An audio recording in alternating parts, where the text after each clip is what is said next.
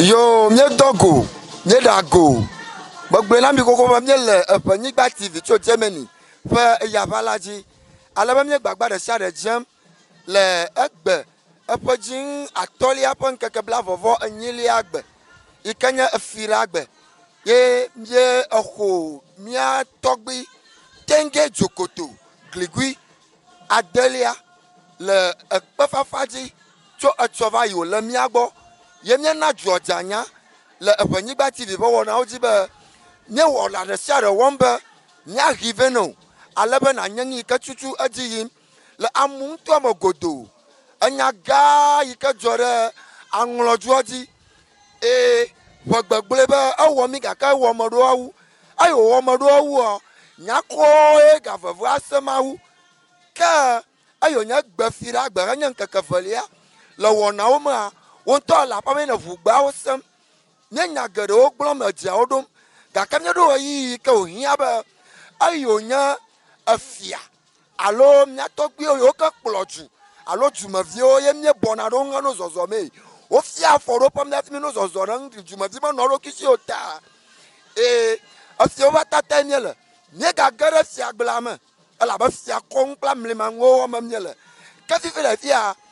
togbi nya de ka dranyi to khosi to go ba to de ka alogbo nya fi la le Panigba TV Germany po wona oji ka pata ma gareji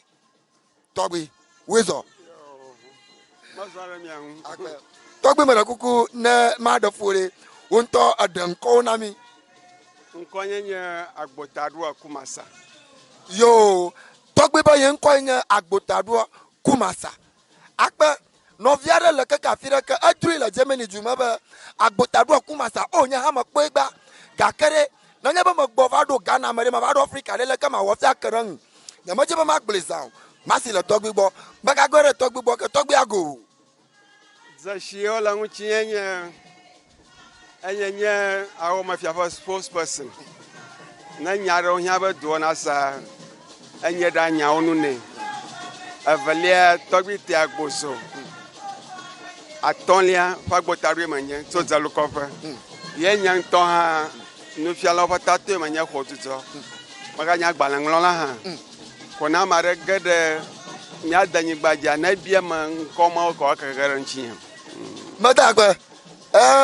won toy ka togbi ododo kiro la fia gbalamoko asanya shanya gaka agba nyele togbi tenge jokoto gligui adelia pa asimumu are pa kupla didi pa konwa hu le togbi ba mlema chichi pa wona hu nyedakpe ayo daro kinamiko aje pa ko ba do po yo la sia asugbo kama ga agbugbo agareji nyegere patare agble kama mi le fia do ma nya nya re ka voro lo si ojiba mi anya ba juma vie na akoko luto ma na mi egobare na nya ba mi kere togbi tenge jokoto glegui adelia makai wonya le wonto nya utin ple gbalongonglo ple de vie obo sosro hu e la tengo gbo na mi pire togbi akpa no ba maranye fia afia ba fia dogbebe konyinyo kata na popofu ewo duko yakwe bo o wore woji pepepe konyinya wenye leke duko da ashrine leke duko o fa kue agbe adomo lede leke wala bo dogbele o fa nu tata ode o fa konyinyo ode ame okwe ekponu ma oje onye fia o eyata atamale oka be togbo fani oko le dadi e ba soro ya gbogbo be wo o ze fiato ezegato le fo manua nyanyiro vie tana kpoma anyini koyona nam kakala anglo du koma owenye fia gaon akpoba la anglo a fiarupawa o zagomato apama la fama fofo enye fia neme to fia fofo gbovo kamera poma ta togbo e ganye fia na poma to fe da hlo ta togbo hlo ta to hlo kakaka amene nyo pa ngwa te hlo ta to neme to fe kemi hanu gbova ge hanu enya mare ke adua malolo kaka nya na klola enya hanu ne me to ha no me fia gbovage afia wo ha o levo aduamol ha adufia nonyi alabala anya kokonu a togbi tenge dokoto glegbe enye dufia na anya kokonu le dufia ngo fia ga nonyi ya ga banye fia ga na amgo vago alabe anglo duko oga mawo de fia du pa vovo ma eya dayin anya fia ga do motoreka na to fia ga gbo ka ire abadada gbo abi wa ira wo ma fia gbo kona kpo ba ro pa ekoko le anglo me kaka abale ke mienye na enye anglo fia o ke atso nchi ya lo nchi na ba tso nchi ala nchi abi ba togba o wo pa ba biara la anglo fa nya o ma ajia yola abadeje manye avako ple do ko bubo wo ple yevu ova alabe adade she yevu pe aye ko kove be yo ple mi nya zo ba subo bio ata ya tenge ple chichi ha o onya me o kana vli anglo do ko te be maga gere english ya o te nu me we be wala be wa li go han akple Christian broadcast le leke le akpaika ko yakle jirado ple afia bubo o ho bare english ya onji ala bo pe ba de jama onji de english ya onji ala ba jama o ple english over 1940 to 1918 okay ayata le mama a khonko ba america na church trade english over miaji ruru aro mi apa ye vote na nonji ko anya fiaru pa va vieto kanale angloma o don toreka lanya tafama togbi tege zoko ton ha akplo emia falago po anglo falago ma toin to shi falago li ado treli avia weli ade ye do ye ole bo akplo emia falago ye klo avia ba ko na tamaklo vivia tamaklo la buti o enye emia falago klo ake ya ba ya togbi tenge zoko to o enye ya pa emia falago fiaga akpa negale afani gba tv Germany pa ya wala oji alaba na togbin ko ma semele no anyawo madrum nami agbagba de sha de jambe va vito na de vio ka gbala klem ta kla yo kam ni ga klemo ga kra miebu na ba azoli zozo le awo pa okonwa uncho titi ba ta sinagba ko ayo ma dem ko nye go ma semema kaka akpare ko gbolo lutuma na zigari anya ara funa manyaba de funo ha manyaba adam ka kamya ka gogo no gara fuma ma na nyaba mye se godogodo ko be abadaji die togbi male abadaji die ole leke oten ada pa ma suere ko na lutuma na so ge ko nyele rashi titi o ko me so ge ko pele ha da ka fi kuna togbi abadaji gara manami le miapa mozo zoma anya me klola na no miashi agman le be mana ko be le mau po du koma do po ma twenli mau po do po ko ama ten mau ko po du ko dashina ama gban to enye fiao ama valenya glory lao ya ma to lenyo sofo e fiao o we vle mau po du ko ta ayata avaduko do koi ka konchi maufan kole no ba yawe abia ba ya of Ephes yawe eva opa mawu ayata mawu ko do koda shina fia oba obli do kota nanya be afia olia kala ba nyaglori lo na nonyi nyagbo tamanu opo do yemba ono bo samre do kota be okwa kple mawu domina nonyi ayata ame o manya o no fi o koma bo manya ma o fa do mo lo na la bible la nbabla o khoma mo sireka yi ko nye fia alo plola aganya nya glory la aganya maunwa numa we be ye plo du ko to Egypte aba afiana ye ko anya o to maugbo aso mo wo nya glory la po do nya mo do ko zaglan aba subo anyi via eyɔna be dana va ge ɖe wo domia yi ke gasẽ vɔ sikanyiviwo wɔ wotsɔ tsɔ wotu wonye wɔ wotso akɔbliga ƒe da tsɔ tsi ɖe ati ŋuti yewo be ne da ɖua kpe nunɔla ƒe dɔwɔna nye ma eya ta Mose ɖeka koe ɖoƒe me tɔ ma le si ɖe nubabla ye ma míaƒe dɔ Yesu Kristo koe teƒe me tɔ ma le si gake mamlɛawo ke ɖo hi nyagblɔɖilawo nye lɔɖo Mawu nuwo ko wonye eya ta míawo abe fiahawo na míawo hã Mawu ƒe amewo Mawu ƒe dɔwɔmee míele elabe ameawoe nye Mawu tɔ míawoe ameawo dzi kpɔm na Mawu eya ta ne se gɔma akpɔ be fiawo kple nɔlawo kple nyagblɔɖilawo dɔ ɖeka ko míele azɔ ema gbɔm ne be eve dukɔ ŋutɔŋutɔ ameawo ƒe dukɔe nu ma ta míaƒe nuwɔna geɖewoa ate ŋu ade zesie be Mawu ƒe dukɔe mi le kpɔɖeŋu me gbeagbe Mawu gbɔ kekeli ne va gbeagbe Mawu si kaɖi na xexea me wo be kɔsi ɖa gbeagbe si kaɖi Mawu be kekeli ne va asa gɔme ɖa gbeagbe dziƒo dzo ɖa tso anyigba gbɔ mi be dzo ɖa edzo tso anyigba gbɔ ye gbeagbe ke tsaƒua etsewo bla ɖe akpa ɖeka anyigba dza mi ba bla ɖa eya ta gbemewo katã wo nudzɔdzɔwo kale ke Mawu xama eƒe ŋkekewo nye ma le akuɖagba Mawu ne kaɖi wɔme eve ene ɣe be wòaɖu fia ɖe ŋkeke dzi ene dzinu ŋkuwo nye ma yato be kuɖagbe yawuɖagba ye wòkake alo yanui atiwo do exewo do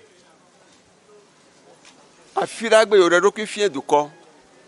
gbemagba ne kpo Mose ƒe agbalẽ gbãtɔ table vɔ ɖɔ gblɔ be mina míawɔ me ɖe míaƒe nɔnɔme nu yike amewo dzi be yewoakpɔ me enua wɔm eya ta wowɔ me wɔkpɔe be ame enua me alo nɔnɔme le nye hi eye ve dukɔ nya be ŋutsu kple nyɔnuwo wɔa woyɔnɛ be tɔhonɔ etɔe nye ŋutsua kple nɔ alo sogbo lisa alo aʋletɔ aʋlenɔ ese gɔme ɖa ŋutsu ƒe ŋkɔe wotsɔ na Mawua ya tso Mose ƒe agbalẽ gbãtɔ ta ʋekpikpi adre ye me be wòkɔ nyi kɔ mame yamewo ya ɖo ko mi ye nye Adam gake mía tɔgbuiwo be awo egbãtɔe nye ama eya ta ŋkɔ wotsɔ na ye nye ŋutsu kple nyɔnu ta egbea le mía nua Mawu ƒe gbe ne kpo agbalẽ ke woyɔ be Dead Sea Scrolls nye ŋutɔ me de Israel kpɔ me kpo nu ma le numa ma Abraham eve woyɔe Abraham di eve míawo nye eveawo Abraham di eve eya ta ne kpo míaƒe ŋutinya ta míawoe ke nye nuŋlɔlawo míawo nye aŋlɔwo nuŋlɔlawo míasi me xexea me ƒe safia le nenye be míabe mí ɖe da hũa míabe mí ɖe Mawu gbɔ eda ƒe hũ ehũa nye Mawu ƒe ŋkɔe nye hũa ta no nyagblɔ yi ɖe Mawu gbɔ be yewoabia be leke nye afiatsotso hã wogblɔ yi ɖe da hũ ese gɔme mía dzilawo se Kristo ŋkɔ eye wodzi ɖe yeƒe ha ɖe me madzina sa tɔgbi dzi hama se hama hiana zakaza gokue mɔtsia gahui ɖe te mɔra ɖe hodze do zakaza gokue mɔtsia gaƒoe ɖe te mɔra ɖe hodze do wo be Mawu emɔtsia gaƒoe ɖe te morality do meke wo mu gafɔ ɖe te me Yesu gake amewo ke menye gblɔ be mo yeƒetɔwo nye menye evɔ me Mawu dzi Kristo ƒe ha ƒe gbogbo ɖo hafi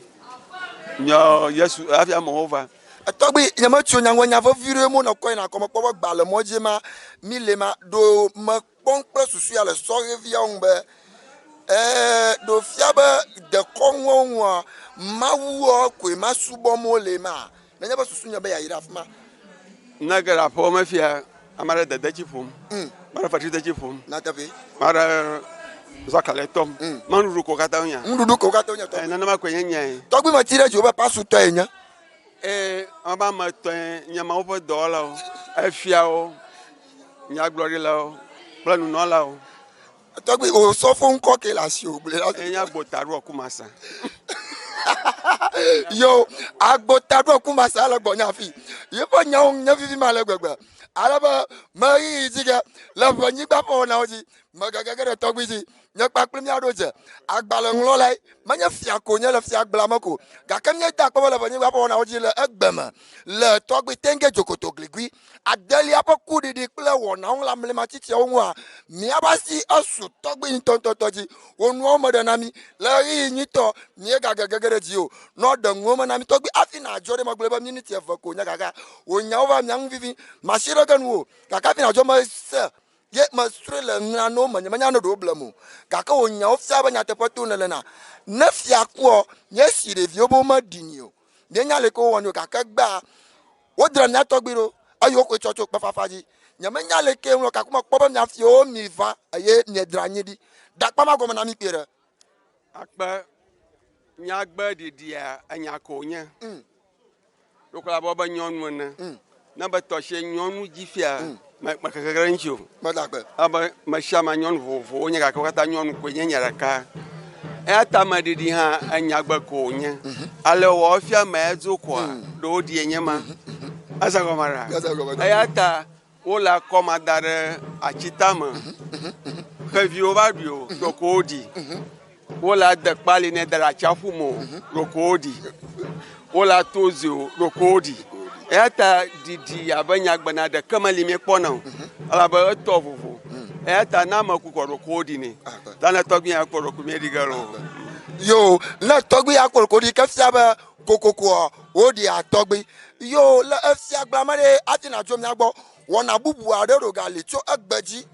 etsɔ moto va yi egbe dzi kaka etsɔ miese be etsɔ mieyina dra ge ɖo wɔna bubu aɖe ɖo gale efia gbame yi ke ke mia fiawoa yi ke hiã be age ɖe yaƒe la dzi tɔgbiviwo nanya ekpɔa mia tɔgbiwo de zesie be amamawo dzi mi ye amame miagatrɔ yi eya ta xɔsewo katã mi va gena ɖo le miaƒe agbenɔnɔ me kɔ mi wɔna ne miawo gaxɔ ne le mia si ne bokɔ ku ɖe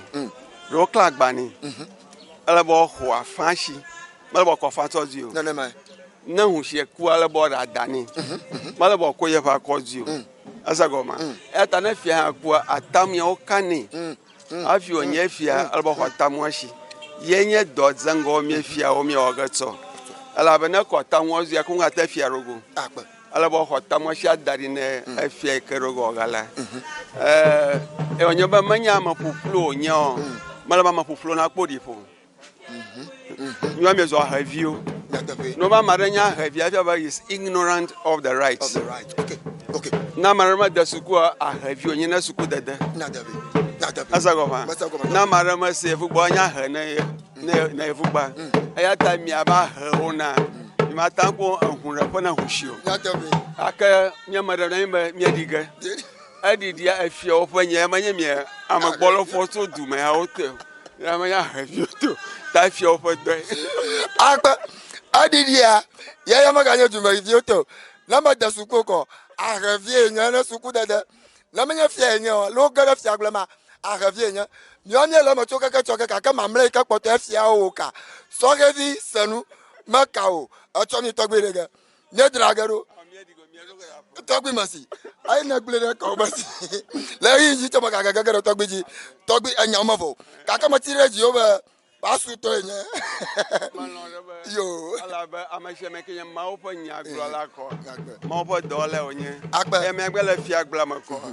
dɔwɔƒe yiwo mawo be eɖo da ɖia wo dometɔ ɖeke ma ake bina ne tso avadezi ŋuti ye ma medzima ɖem no be ema yi ke xexea mefa o amewo nɔ aʋa wɔm ma ne mi ɖe aʋa ame ke ne do ŋusẽ nu ewo kalã wole ŋku ɖe ŋuti abe ne wogbɔa woda dzesi ma le be amea ele be wòano yewo nu abe fia ne abe ne aʋadzɔ kplɔ aʋakɔ eya ta efiawo katã ele aʋadesi dzi kɔ efia be wowɔ aʋa ɖe eye woɖe wo ɖokui fia be kalẽwɔlawo ne le ma ta wɔde bubu dzesi ma wo ŋuti zikpuiawo bole yɔ be hozi ehozia ya ne kpɔ ga eƒla ma meya ne da aʋawo lo yi ko wɔ ge no alo baxe ne nye nyɔnu hotsitɔ le aƒea ma yi ko wɔnu menu ta enua ɖe sia ɖe kple eƒe ɖoƒe enua ɖe sia ɖe kple eƒe ɖoƒe tɔgbi agbota ɖɔ kumasa le mia gbɔ ɣeyiɣi nyuitɔ eve nyi batri nyi gagege ɖe dzi megaŋlɔ be nye le tɔgbi tenge jokoto gligui adelia pe eku kple didi pe amlema tsitsi pe wɔnawo ne kakaka ɖe dzi o akpetɔgbi akpekakaka nye tɔ ŋkɔ nye Richard Clark agbanyo na te ŋu ayɔm fa be Sinclair 1 vɔvɔ meli o ne kakaka ɖe dzi o